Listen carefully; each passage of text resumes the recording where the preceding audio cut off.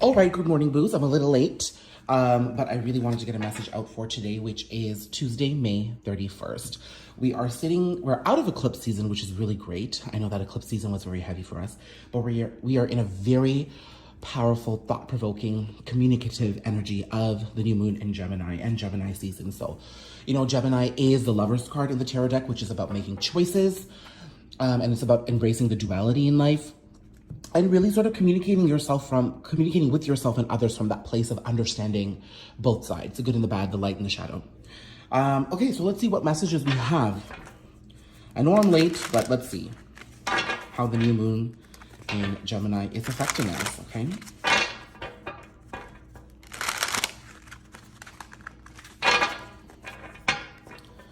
And we're in a rush this morning as I am still traveling, so this video is going to be just a quick, short 10 minutes.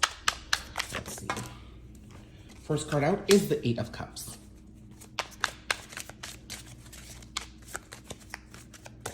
So the Eight of Cups here is telling us that we have to acknowledge something that we need to walk away from. I have a feeling, and I think I mentioned this in a caption not too long ago on one of my posts earlier this week, but sometimes things are gone from our lives. They've made an exit, but we are choosing to keep certain things back, okay? And that by doing that, we're not only keeping an older version of ourselves active, but we're keeping experiences that have wrapped up and moved on active as well. And there's no need to bring that into our present, right? We can take the lessons of that into the present, but we don't need to bring those situations into the present. So we're being encouraged to now walk away. And I think Gemini season is going to make that very clear for us. Okay, Page of Wands. So Eight of Cups and Page of Wands, this energy is telling me that we have to take it slow and steady. While, Page of Wands is an action-oriented energy and Wands are fire and it's fast, I'm seeing that, I did see the Death card at the bottom of the deck there, so I just do want to mention that. I think the transformation we're looking for and the transformation away from feeling stuck and resistant is going to be in us removing ourselves from having to do things by a certain place, a certain time, and in a certain capacity. This is your journey. This journey is meant for you to live. This journey and these emotions are yours to understand, lessons for you to learn and feel yourself forward. You don't need to do it in a templated way, but acknowledge what needs to go and take the baby steps there to allow this transformation to come through. I know that some people, they're so eager to let go of things that they'll just do like a complete cold turkey kind of move, but that actually, I find sometimes regresses us. And that's probably why you're still sort of in the space of keeping certain things around, is that you focused too much on eliminating things too quickly. Allow the process to happen naturally. There is beauty in that. Okay, and not only will you transform, but you'll move away from feeling stuck. I am also seeing that this message is for somebody who's done some considerable amount of self-work, a lot of shadow work, and you're really acknowledging your light selves. And as a result, this process is going to be a little easy for them, I think. This is like the final step. We've got King of Wands.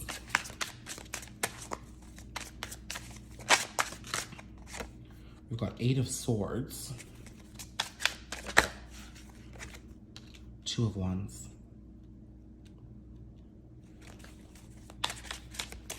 Once we enter into the court cards, we've got Five of Swords.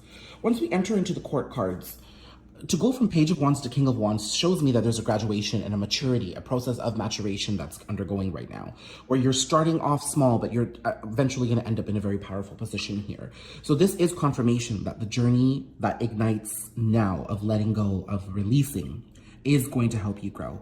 The act of taking those small steps is going to push you forward to walking away from things that I think you're fighting a bunch of fights that just don't need to be fought anymore. They're done, they're gone, That person that broke up with you, the person that you broke up with, it hasn't been in your life for the last bit.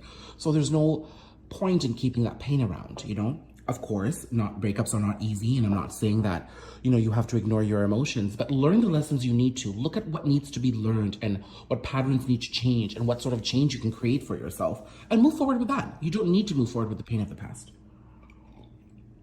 I'm seeing that by hanging on to the pain of the past, not only are you keeping yourself locked into that person you were in that experience, but you're keeping that other person locked into that experience as well. And there is an interconnectivity that's not allowing both of you to move forward. Now, this person could be doing it as well. You could be mirroring each other. But I'm seeing that as you slowly walk away, things become easier. And I'm seeing, as a little piece of advice, in order to keep walking away from things, the first thing is, the one message I'm getting right now, two messages. Keep your eye on the bigger picture. So if you know that you're looking to be in a carefree, successful place, like sort of adopt what those feelings of being carefree and successful are today. What is happiness today? How can I make myself happy? Even if it's sipping on a cup of coffee or going out for a walk in the rain, whatever it is. I want to be this, so how can I bring it into my life now? And then situations begin moving, okay? That's you acknowledging the bigger picture in the situation. The other thing is, you are the company you keep. So I really think you need to be looking at your soul tribe. What conversations are you entertaining? Which people need boundaries? What sort of situations cannot occur anymore? These are the type of things that you need to ask yourself, because I feel like you're around a bunch of people and you've become quite comfortable and complacent, and you're allowing for things that shouldn't happen. Take that how that resonates. Yeah, you're allowing for things. You're comfortable. I mean, this could be, you know, certain types of, okay, I'm just gonna say this because it's coming to my mind right now. But like, maybe you always go out with friends and you're always the one that picks up the tab. You know, yes, you're abundant. Yes, you're generous. Yes, you care for your friends, but it's becoming a habit. You need to address these things. I'm seeing the type of boundaries you need to start putting up. Need to start with your soul tribe. Actually, I don't want to say soul tribe. It needs to start with the company you keep. And you need to start thinking about who is your soul tribe. Okay? Now, it could also be that these people don't even know that boundaries are required, or they couldn't even be thinking much of this. They're like, oh, okay, you know, Daniel likes treating everybody. So, you know, like, we know that he's going to do that. We'll take care of him for dinner instead of drinks, you know? But it's bothering you. And it's bothering you because there are certain boundaries you have in place. There are certain feelings you never communicated. I'm seeing that some of your friends are open to this, but the act of not even saying anything is what's holding you back. So again, that's communication, right?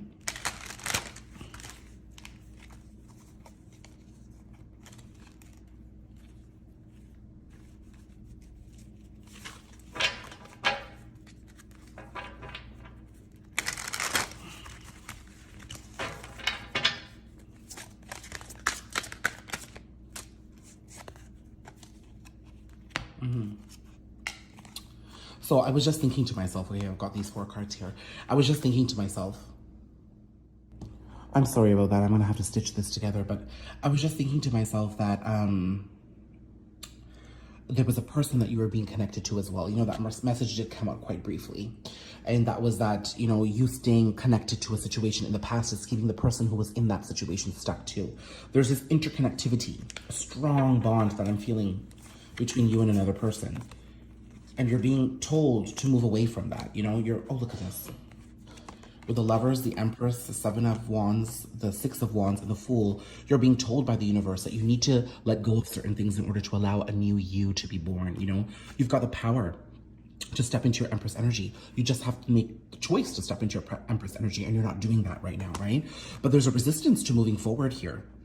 I think there's some wounding with this person of the past. This could also be that you've been this way in the past and you've made the choice to now put this behind you, or maybe recently you've made the choice to put this behind you. So this message can resonate with anybody at any given time right now, because I'm seeing the energy is kind of fluid here. But we're being told the time here is 10:10, by the way. If you haven't made this choice to let that situation go so you can honor yourself now, it's time to make that choice. Time to make that choice in Gemini season. If you've made that choice a year ago, then I see you stepping into the energies of moving forward now. It's taken time for the energies of resistance to leave, because resistance finds its way not only in our thoughts, but it finds our way into our emotions, into our actions. You know, the way you could have been with this past lover is what I'm getting here.